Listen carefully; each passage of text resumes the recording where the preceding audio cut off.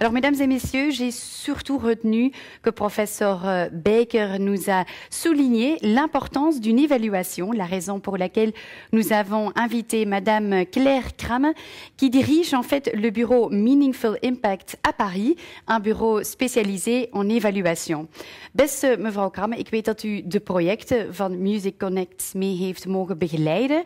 En ik zou vooral ook willen weten welke lessen u hieruit kan trekken. Misschien nog belangrijker om te weten welke stappen we nog in de toekomst kunnen zetten om inderdaad die continuïteit te garanderen. Alors, chère Madame Kramer, je voudrais tout d'abord vous dire bonjour, savoir quel enseignement vous allez retenir en avoir accompagné ces projets. Donc, je vous cède avec très grand plaisir dans quelques instants la parole, car naturellement, c'est très important de savoir quelles sont les prochaines étapes en accompagnant tous ces projets et comment peuvent-on encore motiver d'autres personnes, ceux ou celles qui aiment naturellement parier sur ce rôle fédérateur de ces superbes projets Music Connect. Bonjour et je vous cède la parole.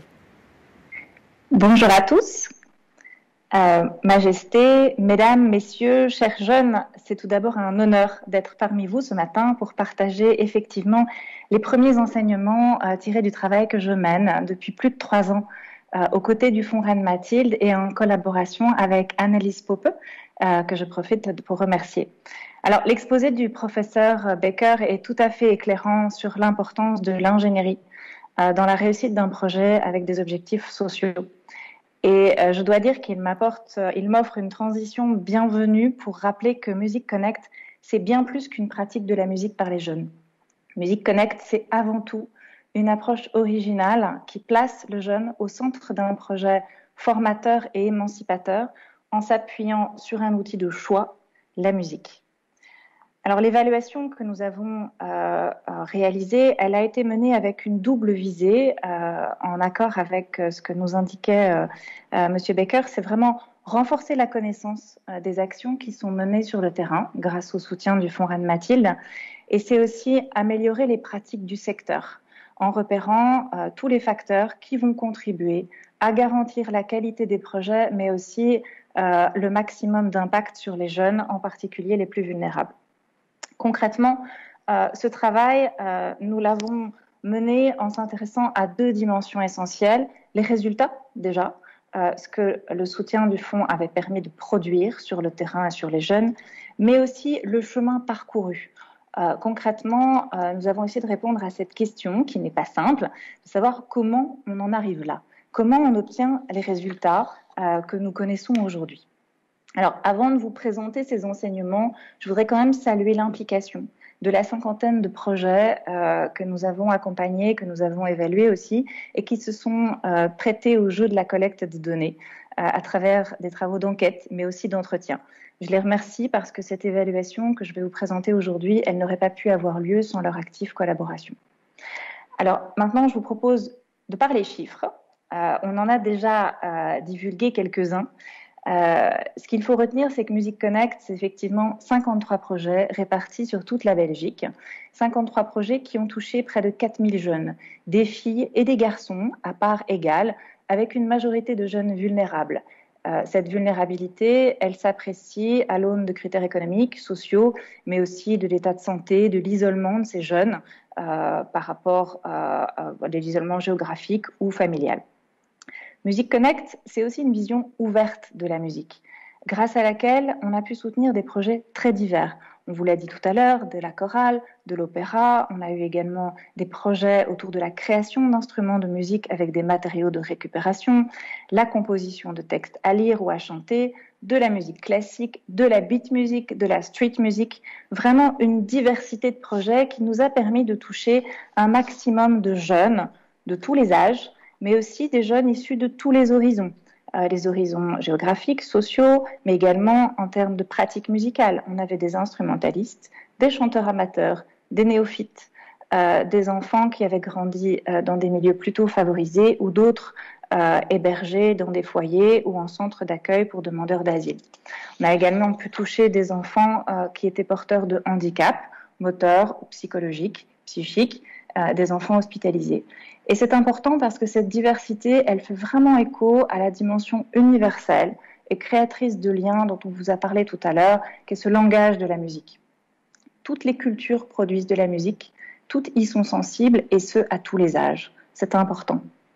Si on regarde maintenant les effets que Music Connect a permis de produire sur les jeunes à travers les projets qu'elle a soutenus, moi j'en retiens 3 importants, même s'ils sont nombreux. Vraiment l'ouverture, le développement des compétences et l'épanouissement de ces jeunes. Alors, cette ouverture, elle s'illustre à travers d'abord la rencontre, mais aussi l'ouverture à des répertoires musicaux d'un nouveau genre et l'ouverture également à des lieux culturels. La rencontre, elle est essentielle, on l'a vu et on l'a entendu. Une majorité des projets ont fait l'effort du pari de la mixité. C'est pas évident, parce que généralement, le projet, il se réalise dans un univers donné, dans un quartier. Et on a près d'un projet sur 2 qui a réussi à faire se rencontrer des jeunes qui venaient d'horizons différents, de quartiers différents. Et cette rencontre, elle est essentielle parce qu'on va vers l'autre, on laisse de côté ses préjugés, on collabore sur un projet commun avec une finalité commune dans un cadre sécurisant. C'est vraiment ce qu'on retient, ce travail d'ouverture dans les apports, les contributions de Music Connect sur les jeunes. L'ouverture, elle s'illustre aussi à travers la découverte de nouveaux répertoires musicaux. On écoute autrement, on apprend à apprécier ce qui nous est étranger. Et puis enfin, on a pu constater qu'il y avait beaucoup de projets qui ont permis à des jeunes de faire la découverte de lieux culturels inconnus, parfois situés à quelques pas de leur quartier. Enfin, un autre aspect important, le développement des compétences, et pas seulement les compétences musicales. On le voit, plus de 83% des jeunes qui ont participé à Music Connect en ont profité pour élargir leur connaissance de la musique, mais aussi un certain nombre la connaissance du rythme, leur capacité à changer et dans une moindre mesure, 49% d'entre eux, développer leur capacité à jouer un instrument de musique. Mais la force de Music Connect, elle est au-delà de ces compétences strictement musicales. Elle a permis surtout de développer ce qu'on appelle les compétences transversales, qui sont des compétences sociales, comportementales. On a travaillé sur la créativité des jeunes, sur le développement de leur empathie, sur leur capacité à s'exprimer oralement et à l'écrit, mais aussi sur leur goût pour la collaboration.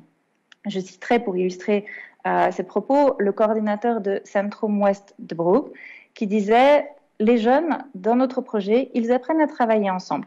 Parce qu'une performance, elle ne peut être bonne que s'ils font de la musique ensemble, s'ils s'écoutent. Ils apprennent aussi à assumer le leadership parce que toutes les représentations, elles sont dirigées par les enfants eux-mêmes. Enfin, ils apprennent à gérer du feedback, qu'il soit positif ou négatif. C'est important pour grandir et se construire. Ils apprennent à respecter les autres, à se respecter eux-mêmes et tout simplement à respecter le matériel et le monde qui les entoure. » Je trouve que ce témoignage est très fort parce qu'il résume assez bien la richesse et la force de tous les apports d'un projet bien construit, tels que ceux qui ont pu être soutenus par le fonds.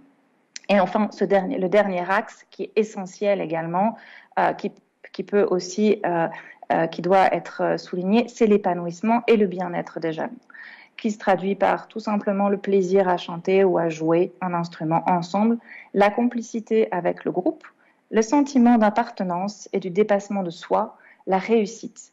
Autant de ressentis qui stimulent la production d'ocytocine, mais aussi de dopamine, ces hormones du bonheur que l'on connaît bien et qui permettent finalement de toucher d'autres sphères de la vie du jeune dans son ensemble. Donc les effets sur les jeunes, ils sont importants, mais l'évaluation, elle nous a aussi permis de voir que les effets dépassaient l'univers des jeunes et qu'on avait pu toucher les organisations en leur permettant non seulement d'expérimenter de nouveaux projets, on voit, c'est le cas de 60% d'entre eux qui ont testé une variante ou qui ont tenté un nouveau projet. Ça permet aussi d'améliorer ses pratiques et de renforcer ses compétences. Et puis, ça permet enfin de valoriser le travail des équipes de terrain et d'améliorer la visibilité de ce travail. Donc, si on passe juste un petit moment sur l'expérimentation, elle passe par quoi? Je l'ai dit, l'expérimentation de nouvelles approches, de nouvelles méthodologies, mais aussi de travailler avec de nouveaux partenaires. Je citerai ici le projet Madame Fortuna, qui disait que grâce à Music Connect, ils ont pu élargir leur réseau, atteindre de nouveaux jeunes, renforcer la base en Belgique, mais aussi continuer à se développer au niveau international. Ce soutien a été un tremplin vers quelque part le développement, la consécration d'un projet, d'une méthode qui avait déjà porté ses fruits. Le deuxième axe, qui concerne l'amélioration des pratiques, il a été permis essentiellement par deux choses. D'abord, le Fonds Reine-Mathilde a permis chaque année aux projets de se retrouver dans le cadre d'intervision et donc de partager leurs pratiques. Mais aussi, nous avons, avec Annelies Poppe, apporté un accompagnement individuel à chacun de ces projets pour clarifier leurs objectifs et les aider aussi à développer des outils d'auto-évaluation. Enfin, le dernier point, gagner en visibilité, ça a permis effectivement à peu près, vous voyez, un peu moins d'un projet sur deux de changer d'échelle. Ça veut dire de toucher plus de jeunes, peut-être aussi d'essaimer, de développer des antennes sur d'autres territoires et de se faire mieux connaître. Alors, la question qu'on se pose tous, évidemment, c'est comment on est arrivé là? Quels sont les enseignements qu'on peut tirer pour aller plus loin, pour poursuivre cette expérience? Moi, je retiens vraiment 3 ingrédients clés dans le succès de Music Connect. Le premier, c'est l'implication des jeunes à tous les niveaux. Je crois qu'on l'a beaucoup répété aujourd'hui, mais c'est essentiel. On le voit, 93% des projets ont permis aux jeunes d'être vraiment acteurs de la mise en œuvre. 70% des projets ont inclus les jeunes dans le travail d'évaluation. C'est essentiel aussi. Et un peu plus d'un projet sur deux ont inclut les jeunes dans la conception même, c'est-à-dire on part des idées qui sont mises sur la table par les jeunes et on construit le projet ensemble. Ça, c'est un élément essentiel. Le deuxième élément, c'est le rôle de l'adulte. Et là, il y a clairement un équilibre à trouver entre une présence bienveillante, un cadre sécurisant, mais aussi la capacité à laisser faire, parce qu'on sait que la confiance en soi, elle se développe grâce à ce cadre sécurisant où on donne des responsabilités, on autonomise le jeune, tout en le sécurisant et en le rassurant, et en l'encourageant bien sûr. Et puis il y a aussi dans ce rôle de l'adulte l'importance vraiment d'associer les bonnes compétences pour le projet. On le disait tout à l'heure, la qualité du projet, elle est évidemment essentielle pour sa réussite, et donc il ne faut pas hésiter à aller chercher les compétences à l'extérieur, s'associer à de nouveaux partenaires. Et puis il y a un troisième ingrédient qui est important, il ne faut pas oublier que il y a plein de projets qui évidemment ont rencontré des difficultés dans la mise en œuvre parce que les jeunes, c'est un public à la fois extraordinaire, très riche, très généreux, mais qui peut aussi parfois s'avérer imprévisible. Et donc il faut avoir cette souplesse, cette malléabilité, cette adaptabilité propre aux porteurs de projets qu'on accompagne. Et il faut saluer évidemment cette capacité qu'ils ont à être à l'écoute des jeunes et à réagir pour ajuster les projets en permanence. Voilà les 3 grands ingrédients du succès de cette initiative. Et je conclurai sur ces quelques mots. Et demain, si on devait prolonger ce projet de Music Connect, si on devait aller plus loin pour encore maximiser l'impact, quelles sont vraiment les leçons qu'on doit retenir? La première, c'est vraiment être à l'écoute des besoins du terrain et privilégier une approche de bottom-up. On définit un cadre général et on laisse une grande liberté aux acteurs de terrain parce que eux sont les sachants. Encourager l'échange et la rencontre, extrêmement important, je crois qu'on l'a beaucoup dit aujourd'hui. Cette rencontre, c'est ce qui nous permet de nous ouvrir à de nouvelles dimensions de nous-mêmes. Le troisième élément, c'est rester attentif à la qualité coûte que coûte, parce que la musique seule, je crois aussi qu'on l'a beaucoup répété, ne suffit pas à garantir un impact. Il faut la qualité du projet pédagogique, de la construction dans son ensemble. Et puis le dernier point, je rejoins en cela le professeur Baker, c'est vraiment d'évaluer en permanence pour mieux comprendre et sans cesse améliorer ses pratiques. C'est comme ça que l'on rendra service aussi au secteur. Merci infiniment pour votre attention. C'était un plaisir de partager ces éléments avec vous aujourd'hui.